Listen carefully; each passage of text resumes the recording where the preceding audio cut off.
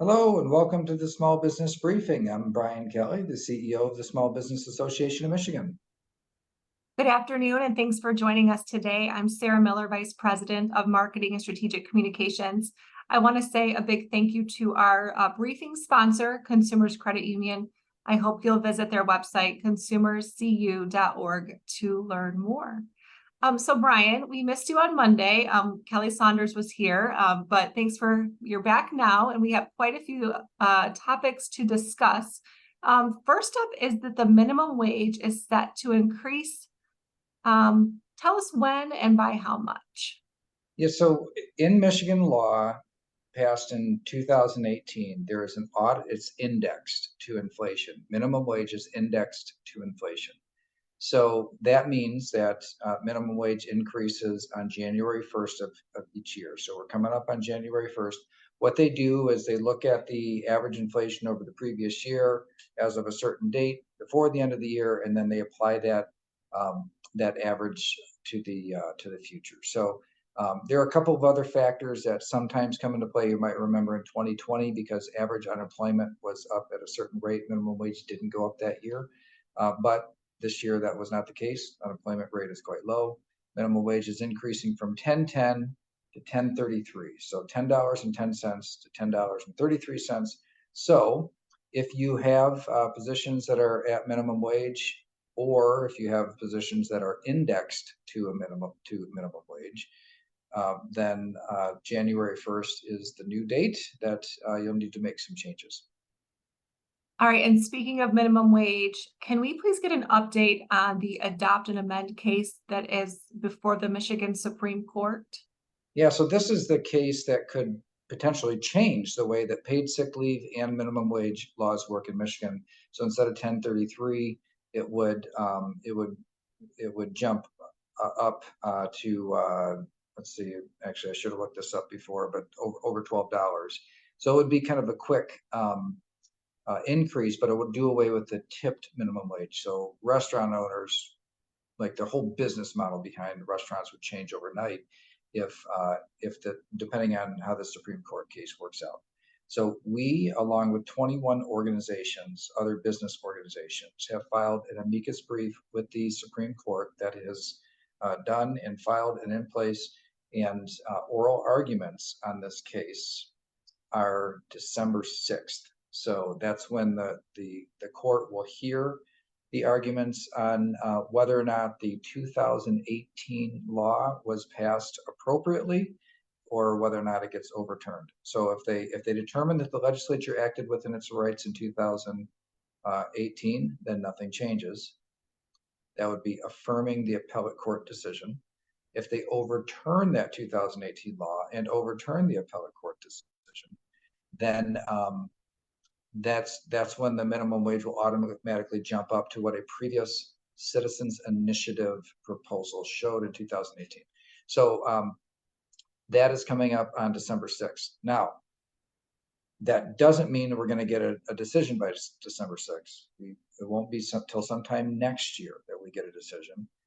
And it won't be fast. I don't think it'll be fast. I think that it could be probably pushing like late spring before we would have an answer from the Supreme Court. So if you're worried, especially if you're a restaurant, and you're worried about your financial model changing drastically, then it's probably not going to be in play for at least a couple more quarters. And I actually feel, I feel kind of 50-50 on this one. The appellate court decision in, I'll say, our favor on the business side, which would like to see the 2018 compromise preserved.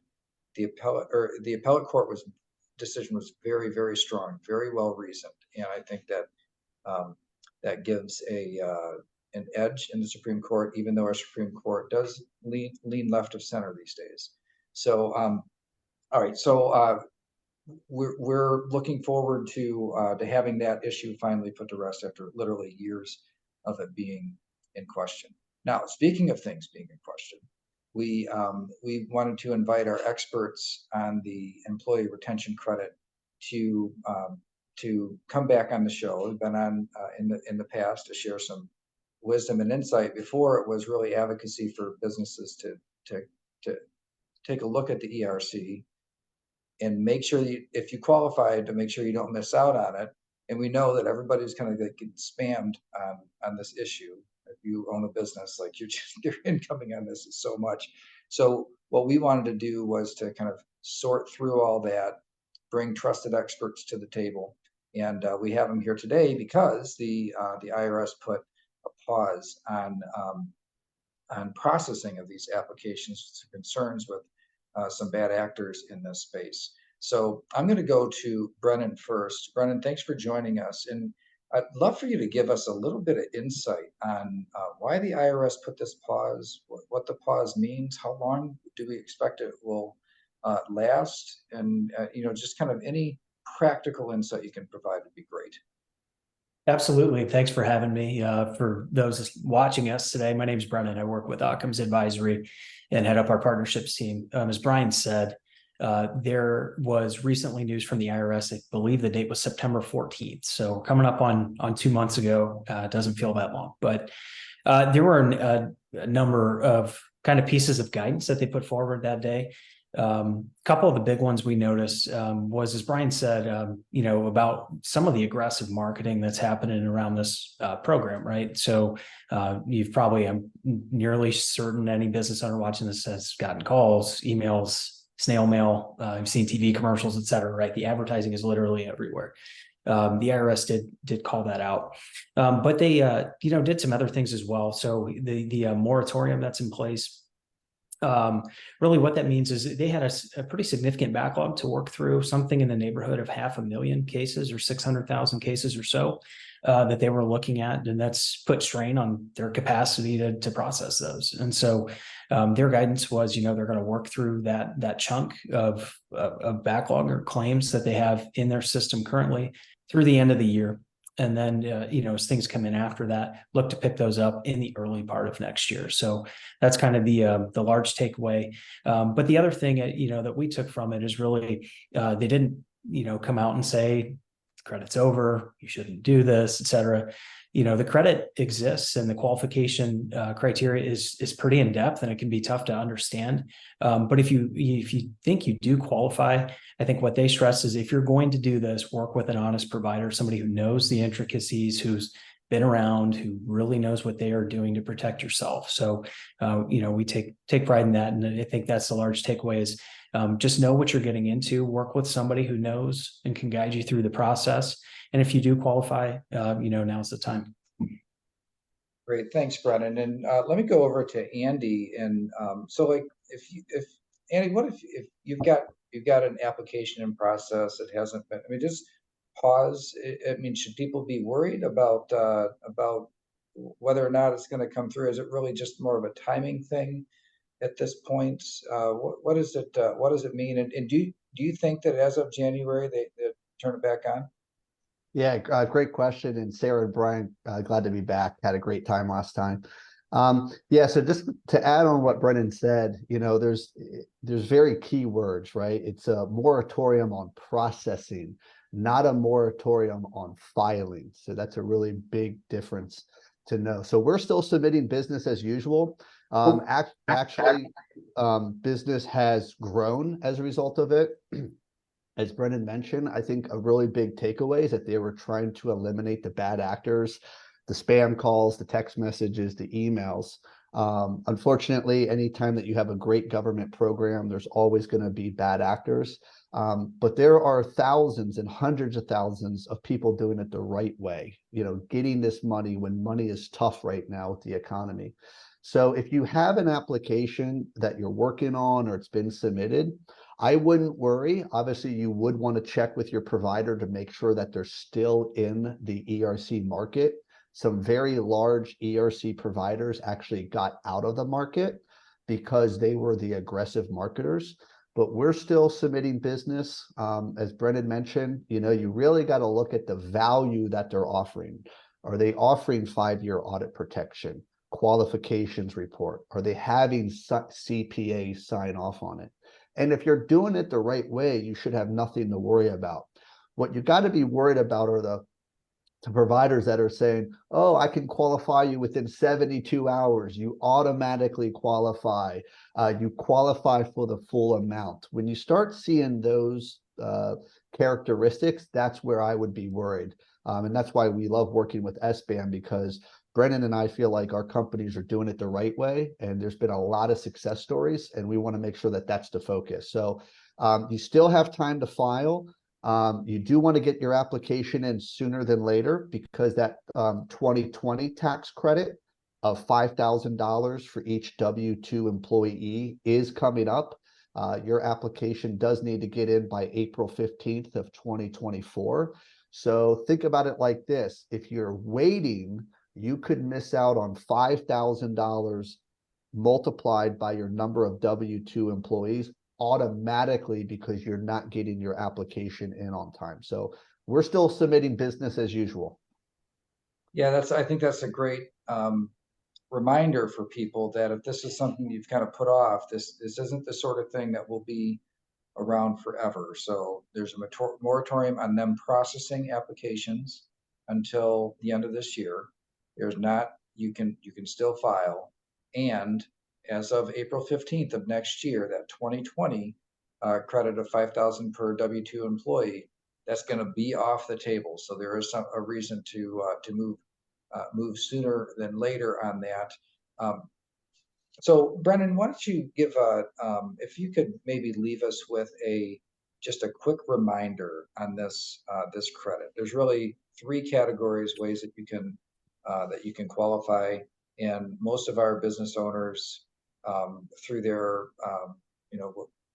just their own understanding and other kind of legal, or tax advising that they have, they probably know about the first two, but there's a third that is perhaps the biggest opportunity left on the table. Maybe just remind us what those criteria are.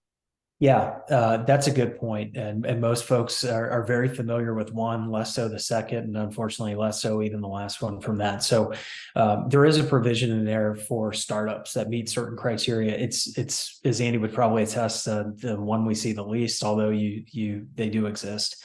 What most folks are familiar with, or what they think the qualification is by itself, is that your revenue had to decline significantly, either 50% in 2020 or 20% in 2021 compared back to the same quarter in 2019, pre-pandemic.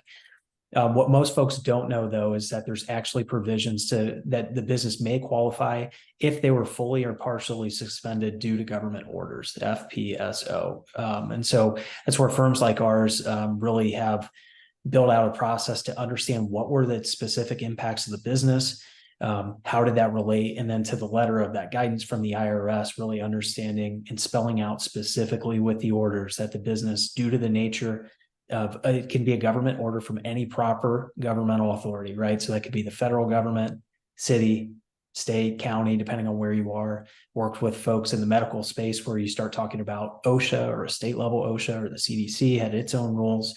But any of those that could have affected normal productivity or operations of the business, right? So inability to get out and see your clients. If you had a physical location because your workers come in, did you have less of them there because they were spaced out? If you had a store, could you have full capacity? That's just a couple of common ones, right? But really the impacts go really deep when you sit and talk. And so what we try to do related to that third category, because it can be trickier to understand, or somebody may not have even known it existed, is you have to spend significant time with the business to really unpack their impacts.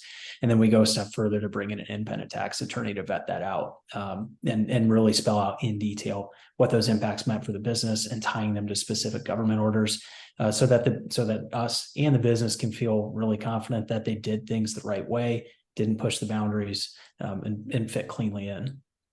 Yeah, that's and Andy, why don't you bring this home for us and talk a little bit about the things that you do to ensure that as we get into this more subjective criteria, the ones that maybe somebody's regular accountant is just a little not exactly sure how to judge that, and so I've heard many that have set it aside, saying I don't really want to even guess what they mean by this more subjective criteria of being impacted by the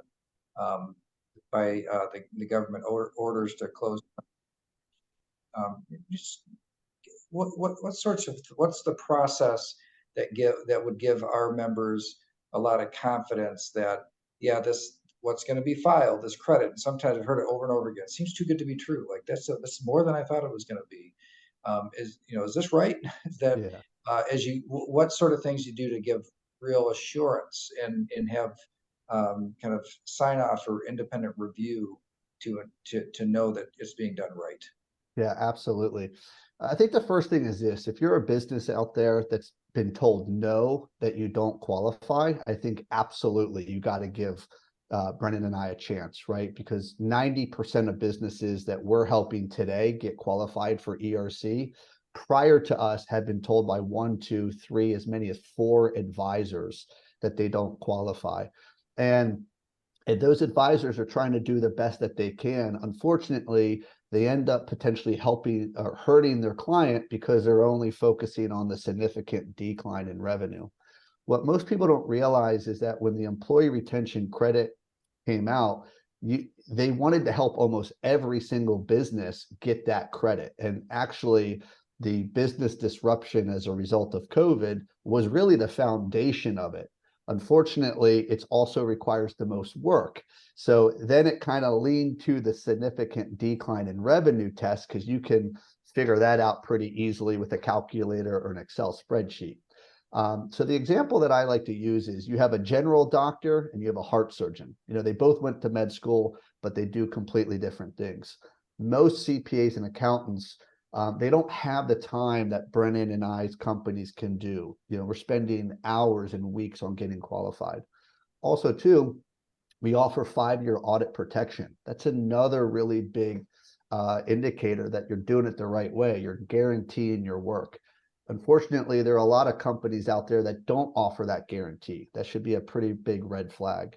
The second thing is we offer a qualifications report. So it's a summary explaining how and why and referencing those executive orders on how a business qualifies. It's kind of like a report. A lot of companies don't provide that. They just provide a number. And then the last thing is having a CPA sign off on it, right? We're not calculating the work and putting that on the client. We have a CPA that signs off on it. And if you know anything about CPAs, they don't sign off on anything unless they understand it's the right way of doing it. So those are the features that you should look forward to when you have someone do your ERC. Excellent. Well, Andy, Brennan, thank you both for being on the briefing and clearing up some of the mystery and encouraging our people to make sure that if you own a business and you haven't talked to our trusted advisors on this, trust me that I've heard it over and over again. Like, oh my gosh, I almost missed out. I had no idea. And because my sales didn't go down, I just thought I didn't qualify. That you really need to check this out. Thank you guys for being on the show again. Yeah. Thank you. Thanks for having us. Absolutely. We did share a link to ERC resources on SBAM's website in the chat here on Zoom and on Facebook, so you can learn more. So Brian, there has been a lot of action in the political system with some pretty big landscape changes. Can you give us the scoop on what's been going on? Yeah, I mean, it is. It seemed like it's only been a week since I did a briefing. I can't believe how many things have changed since then. The biggest are, a couple of local elections that normally we would not really pay much attention to. So the city of Westland elected a new mayor. The city of Warren elected a new mayor. So two cities in Southeast Michigan. And but what makes it interesting to us and impacts us is that 2 sitting state representatives were elected to be mayor and will very shortly leave the legislature to take office as mayor. So before the end of the year, the legislature right now is split 56-54. So 56 Democrats, 54 Republicans. So 2 Democrats have been elected mayor. They will leave the legislature. That means the legislature will now be a 54-54 tie. And it's been since the 1990s since the legislature had a tie like that. So so that's a big change. And just a resolution passed yet today in the legislature that set the final day of session for this legislative term, or for this legislative calendar year, for next Tuesday. they call it the sine die session. It's a Latin phrase. Sine die means without day. And it means to adjourn without any date of return for the rest of the year. So it just means they're done for the year. And once they do this, they cannot undo it. It is done. And that'll happen next Tuesday. They passed the resolution to hold sine die session on Tuesday. That means that the legislature will not hold session between now and the end of the year. Now, we kind of like that because there's most of the things that these days seems like so many things we're playing defense on. So the idea that they're closing up early and going home is fine. But they're doing that so that the presidential election next year will take effect earlier. So sine die, the fact that they have lost functional majority for a little while, that made this decision to adjourn for the rest of the year a lot easier for the legislative leadership. Remember, Democrats control the House and the Senate. And the House now, 54-54 tie. They really won't be able to do anything unless it's bipartisan. And this year, like hardly anything has been done bipartisan. So now there is an ability for the governor to call a special session and set the agenda for what the legislature considers. That could technically still happen. I don't know that it has ever happened after sine die, or at least not during modern political times. And the speaker said the other night after a very, very late session that they would not be doing any special sessions between now and the end of the year. So we think it's actually going to that's it for the legislature this year. One more local election issue. Again, we would normally not look at charter township elections, but there was up near Big Rapids. So this would be in West Michigan, north of Grand Rapids. There was a big state incentive given to a company called Goshen to build a battery plant. And because that is a Chinese joint venture, it became very, very controversial very quickly. Including like Congressman Molinar coming out opposed to it, working against it. It was an issue in the legislature, but it was a very big tax credit and that's still happening to make that deal go. All 5 charter township trustees and the supervisor were recalled based on Tuesday, because the whole campaign was just on this issue. So the local community rejecting the project and actually recalling their local elected officials. So these are things, these local elections will have some reverberations back to state policy, certainly. All right, I want to dive a little bit deeper into 2 of the issues that you mentioned. The first is this 54-54 tie and what that means for legislative activities and is there a potential change in leadership coming?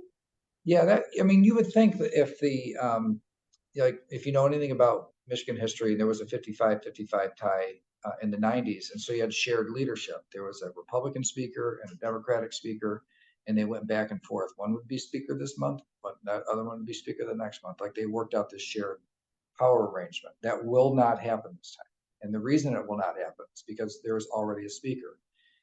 And Michigan legislative procedure, it's not like in a parliament where you can call for a vote of no confidence and somebody has to win the vote to keep their position. So a prime minister vote of no confidence, if 50% plus 1 do not vote that they have confidence in this leader, they lose the position, new elections are called. That is not how our system works. The speaker is the speaker for 2 years unless there is a majority vote to make a change. There would have to be a majority vote to make a change. It's 54-54. There is no chance that there will be a majority vote.